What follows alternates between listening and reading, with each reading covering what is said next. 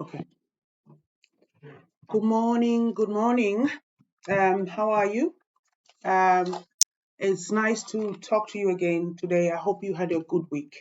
We are just carrying on with my book, Thank You, Mrs.G, which you will find, I've realized now, on Amazon websites and Author House, but I've realized that there's many other websites that are selling it. So you can just go and Google Notle Makiwa and then, thank you, Mrs. G, and you will find, there's a few other websites selling it, including in the Americas and all that stuff. So I just want to today. I am. I mean, I was just thinking. I wanted to start. This with a quote from a man called Dr. Samuel Cartwright. Dr. Samuel Cartwright was a very, very renowned psychiatrist back in the in the 18s.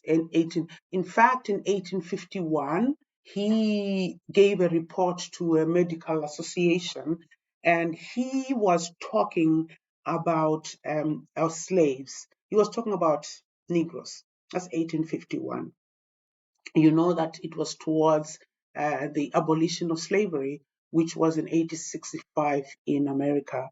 So he said this statement, um, um, like children, Negroes require government in everything, and he says, or they will run into excesses. Very powerful statement. This statement still reverberates throughout the generations and still affects us now. Racist science is still very much alive and kicking. It might not be as vocal, it might not be something that you hear from the people you talk to, but at the back of their minds, when you look at the microaggressions, you look at the way they look at you, the way they, no matter how kind they may be, you will know that at the back of their mind, they believe in this statement. They believe you are inferior, and they believe that you cannot cope on your own. And when they help you, the fact that there are so many NGOs in Africa is really a sign that they believe that we need their help. Every time you see an advert that says there's somebody, a child who's been married young or anything like that, it is not always kindness. And we know, of course, there's a lot of people who are NGOs some people who have been arrested who've gone to do medical work who did not have any medical qualifications in Africa because they could, because they believed in African, they were judged according to African standard, they were better, they were just as good as doctors in Africa. So this is the narrative that is still there. And you have to accept that it is there. And if a lot of people are in denial about it, the fact that you're in denial does not change the fact that it is actually there. And there are a lot of white supremacists. Some of them are not even aware. Some of white supremacists actually believe they are just kind people. They just want to help you. But it is wonderful to be helped. But the only problem with helping somebody who has the capacity to help themselves is that you're going to make that person be unproductive. You're going to make that person not fulfill their purpose, which is something that I think generations have done in Africa. So a wonderful example I want to give that actually shows it in a very, very strong way how we were viewed, is the story about Mapungubwe. Sorry, Mapungubwe. Mapungubwe is a hill or a setting in Africa. It is now guarded by the military because it's now really regarded as a very important archaeological site. In fact, in South Africa, it is the most important archaeological site. So Mapungubwe, when the archaeologists did the digging excavation, and there's a lot of mistakes that were done by one of the archaeologists, which named Gardner, who was really trying to disprove things and very much attached to this IQ. That's why I put an IQ chapter in my book, because it's very important that we talk about IQ, because IQ is really related to every narrative, that the most important narrative that we have as Africans is that we are not intelligent enough. And that narrative has created so many problems. It has created the exploitation of Africa even to this day.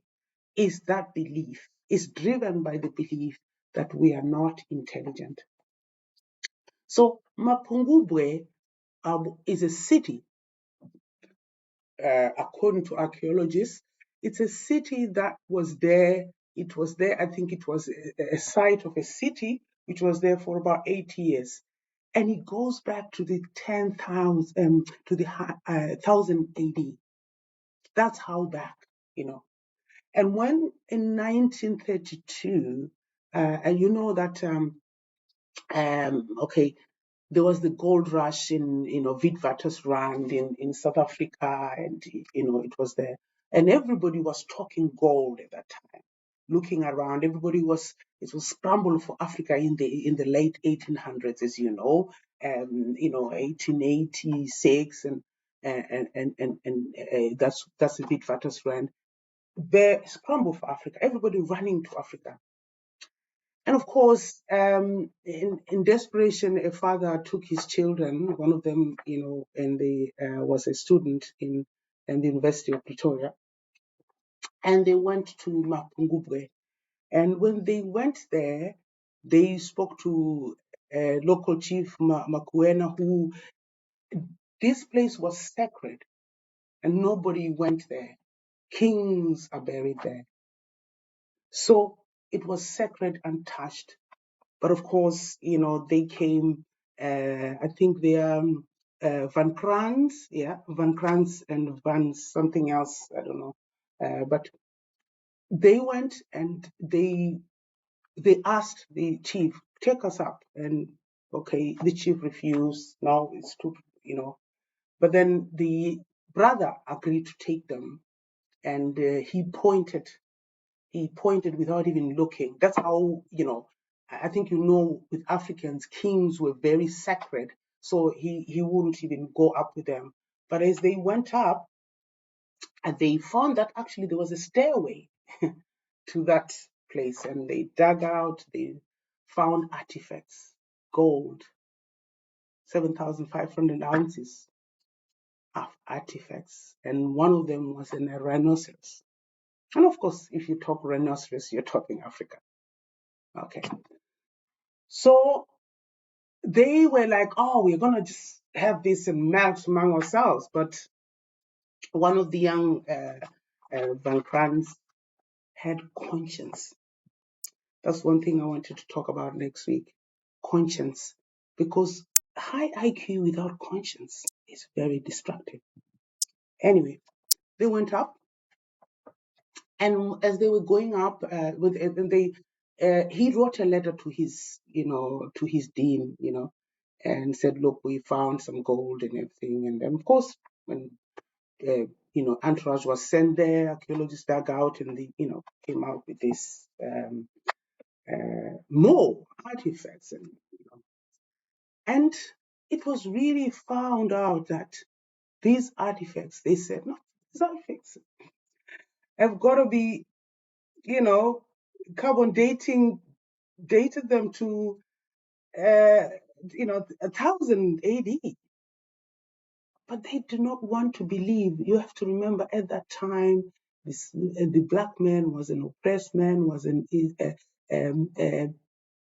inferior, was really, they could not connect these people they were oppressing to what they saw. So in their minds, they realized, they thought, no, it cannot be. There has got to be, some explanation. Of course, the explanation started, and they hired archaeologists who are who spoke what they wanted. So it was political, really. And there was a guy called Gardner who said it was the, Queen of Sheba, wrote a long book to actually try and disprove that it was the indigenous people who had made these artifacts.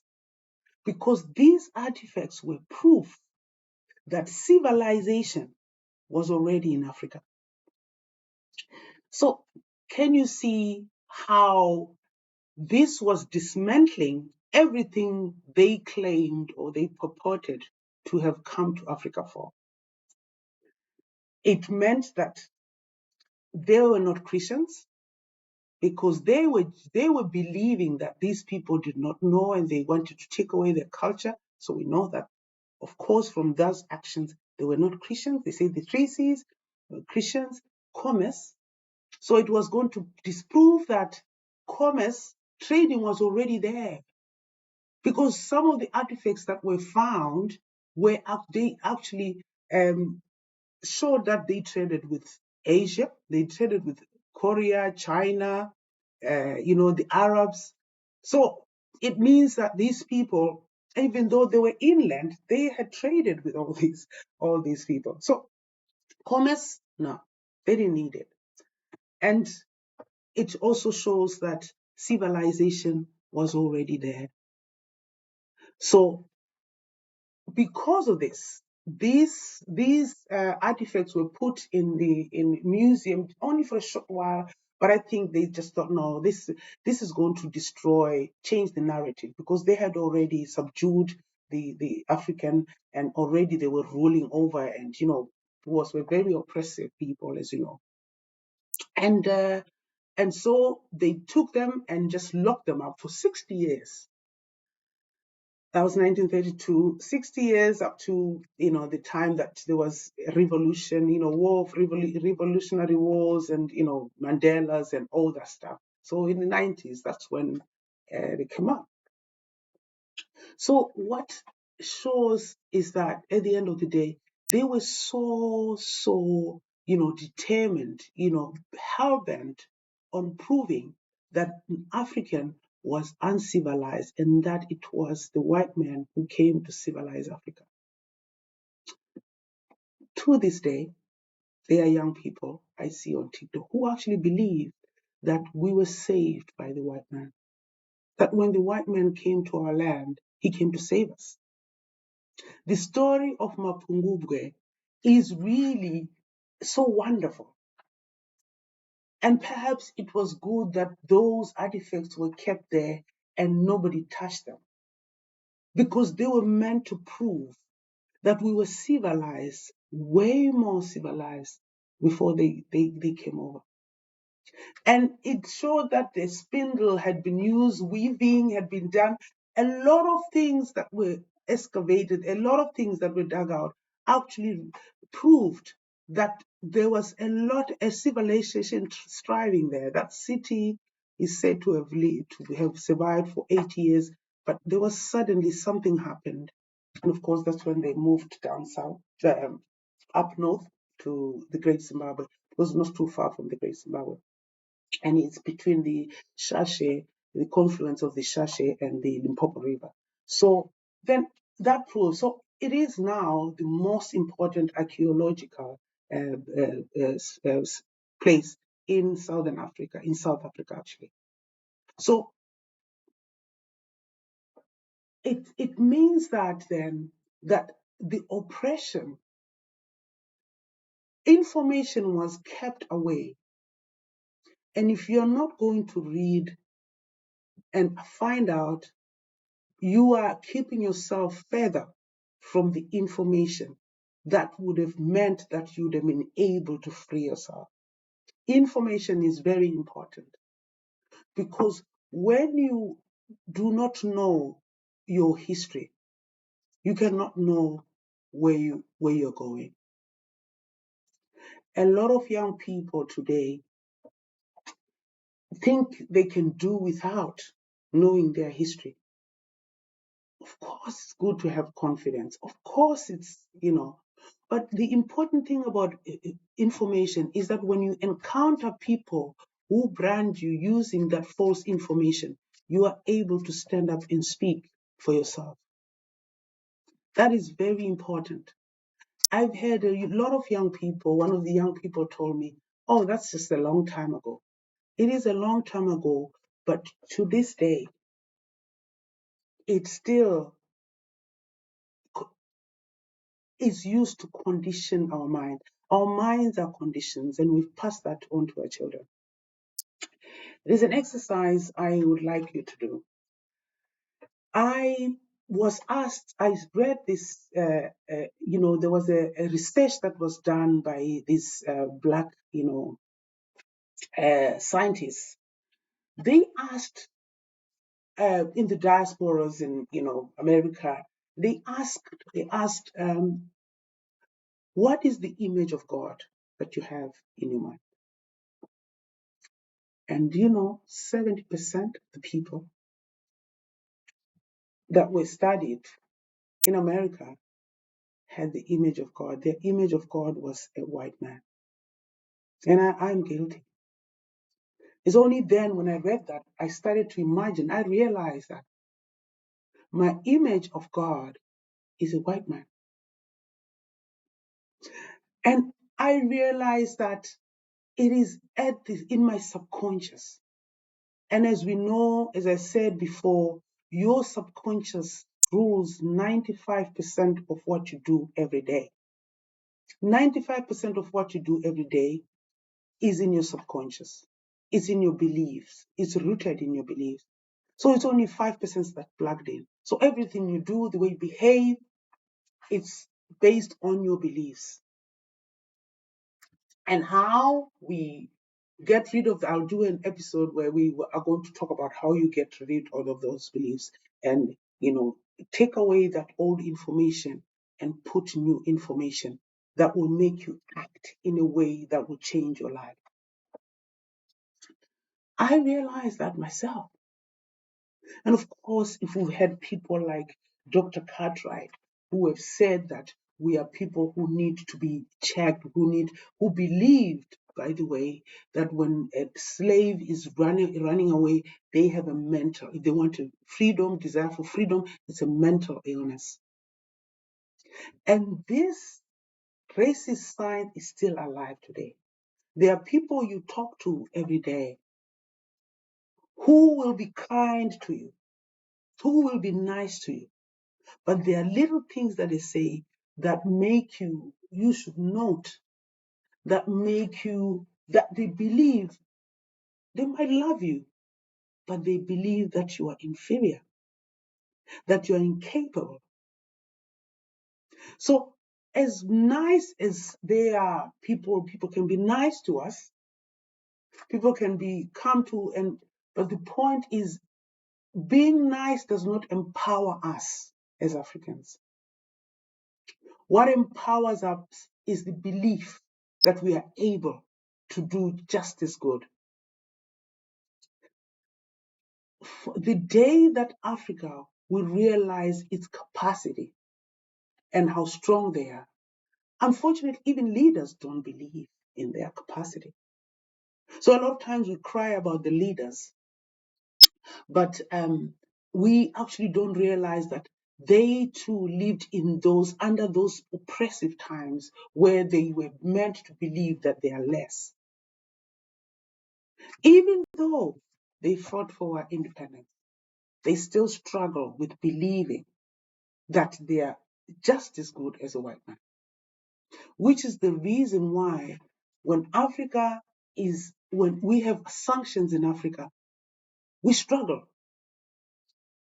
And everybody is telling the leaders, oh, just have a good relationship with the West. And we have to remember that those parts, those trading, trading relationships were built in colonial times. They were built but with people who really had something to gain. And we have to believe that we cannot enjoy those relationships anymore. So as though it can seem impossible, we now have to source new relationships, invent new ways of growing our economy, invent new ways. We cannot go by the old book anymore. We now know we are capable. We have read our history and we know we are capable. So we now have to start thinking beyond what was set already. And how do we do that? We start to think anew. There's a wonderful quote that was said by Abraham Lincoln after slavery stopped. It's very powerful. I don't know the actual words, but he was basically trying to say this is a new situation that we've never had before. Now we can't rely on the old thoughts that we had. We now have to think anew. We now have to create new thoughts. That's what Africans now have to do. We now have to create a new way of thinking.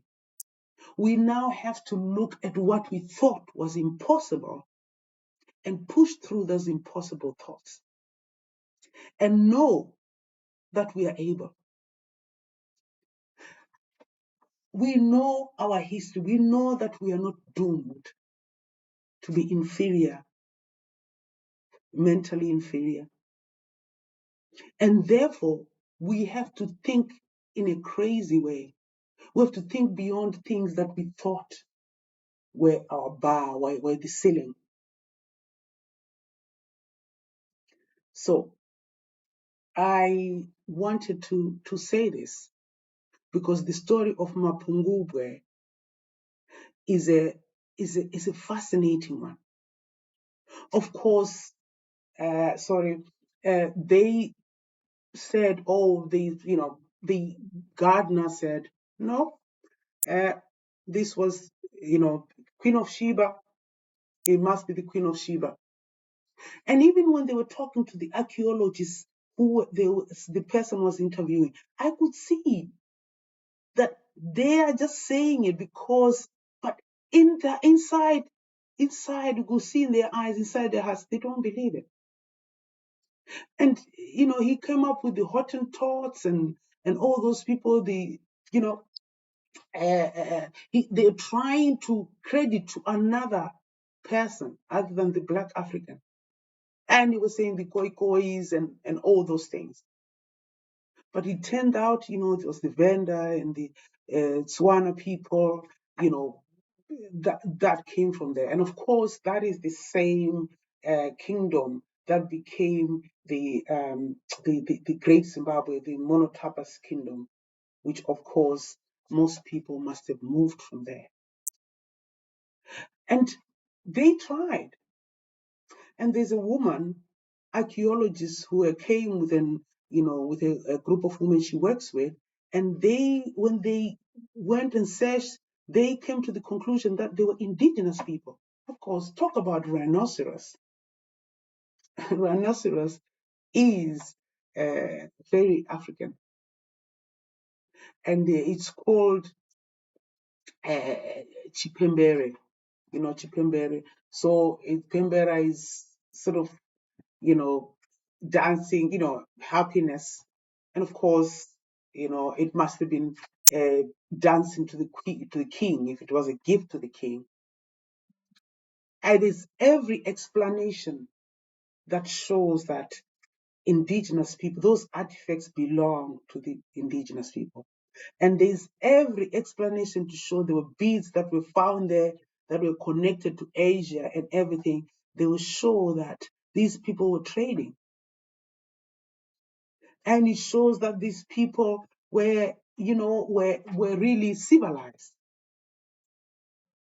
But of course, they wanted to just suppress that. They did not want to believe that for a long time, for 60 years. And to this day, and there's a lot of young people who to this day believe that we were saved by the white man. But no.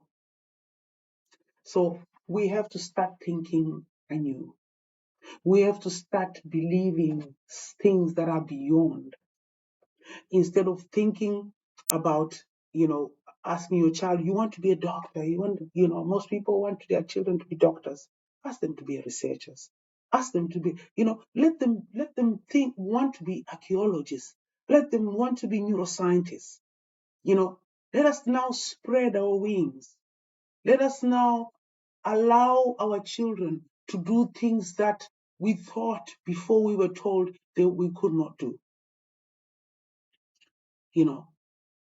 Let us allow our children to do things that free their minds, that make them become the inventors and future leaders. Of course, the reason why in the Americas we find that there's a lot of Black Africans who have done that is because the environment was there, and of course they could fight. But now in Africa we have now to create all those opportunities that free our children in their thinking, in their building, that they think that does not create a space where they are able to think beyond boundaries. So I hope you have enjoyed that, and I hope you're going to read about the Mapungubwe. Sorry, I struggle to say Mapungubwe, and now you are going to, when you read about it, you'll find, if you are from South Africa like me, and you know about the Great Zimbabwe, of course, please make your children read about this, no matter what they're doing, even if they want to go another direction, different direction. I worked in finance myself, and I really wish I had done, history, and, gone to, one of my children did history. Perhaps that's what gave me an appetite for this. But it's very important that we know our history. All right. Thank you so much. I hope you had a good day. I hope you enjoyed this. But anyway, I want to say my book is, as I said, on many other websites other than Amazon and other house. So you are able to buy it. It looks like many other websites. And Jay Mourinho did my website. You can go and Google his name, and you'll be able to see he's very good. You can be able to see how he has done other websites. And if you're interested in a website being created, please go on his website. Just Google Jay Mourinho, JMURINY. Thank you so much. Bye.